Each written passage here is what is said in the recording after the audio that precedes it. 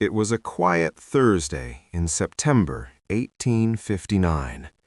The world was powered by steam, coal, and the sweat of human labor. Electricity was barely understood, a novelty confined to the telegraph. In the grand scope of history, humanity was blissfully unaware of the sky. But 93 million miles away, a monster was waking up. Deep in the English countryside, an astronomer named Richard Carrington opened his dome. He projected the sun's image onto a simple white canvas. He was hunting for sunspots, tracking the dark blemishes on our star. But that morning, he saw something no human had ever recorded. Two brilliant, blinding beads of white light erupted from a massive sunspot. It was a solar flare, a localized explosion of unimaginable power. Carrington stood paralyzed, watching the light intensify for 5 full minutes. He ran to find a witness, but when he returned, the flash was gone.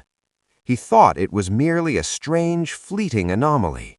He didn't know he had just watched the sun fire a direct shot at Earth. Behind that flash of light came the true danger. A coronal mass ejection, a billion-ton cloud of electrified plasma. It tore through the vacuum of space at 4 million miles per hour. Normally, these solar storms take days to reach our planet. This one was moving so fast it would arrive in just 17 hours. As the sun set over Europe, the silent wave slammed into Earth. Our planet's invisible magnetic sphere buckled under the immense pressure. The collision ripped open temporary holes in our magnetosphere. Highly charged solar particles flooded into the upper atmosphere, and then the night sky began to burn. Auroras, usually trapped at the poles, cascaded toward the equator. The heavens over the Caribbean turned a deep, terrifying blood red.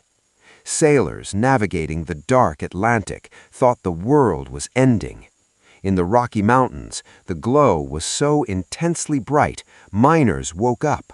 Thinking it was dawn, they began brewing their morning coffee at 1 a.m.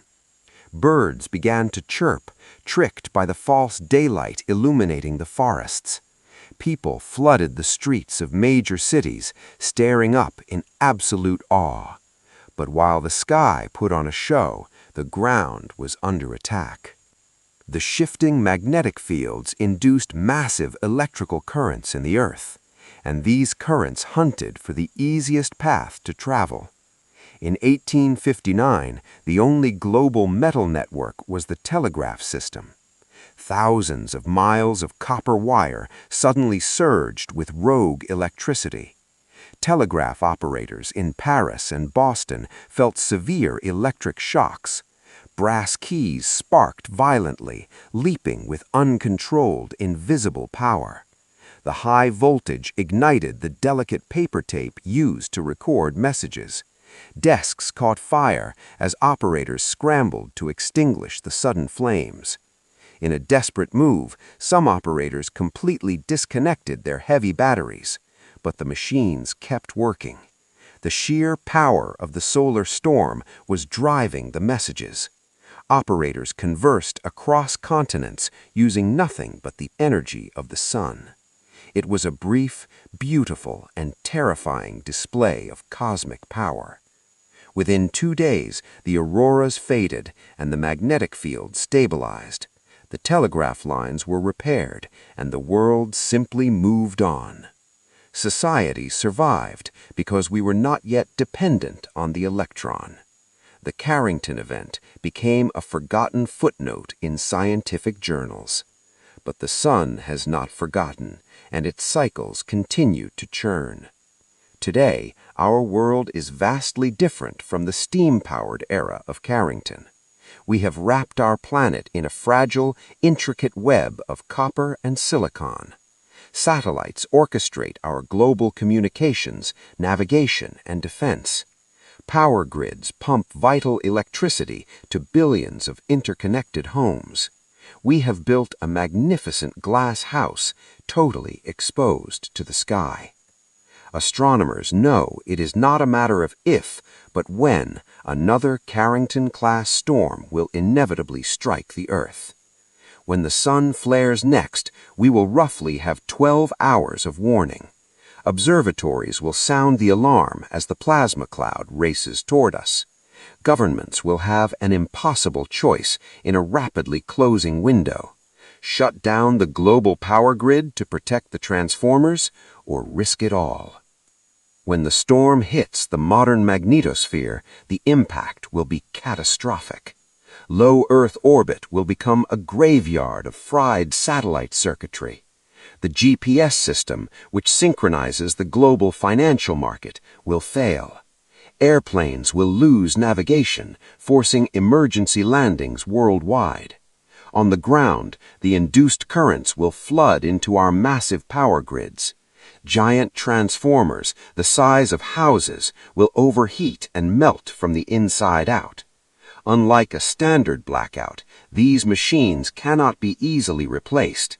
It takes months to build a single high-voltage transformer. Cities could plunge into absolute darkness for weeks or even years. Water pumps will stop, supply chains will freeze, and communication will die. A single day of solar fury could send us back to the 19th century. The invisible threat hangs over our heads every single second. We are standing in a cosmic shooting gallery, waiting for the trigger. The next great storm is already brewing deep within the solar core. It will burst forth with the force of 1 billion atomic bombs, and it will rush silently across the dark void to test our modern world.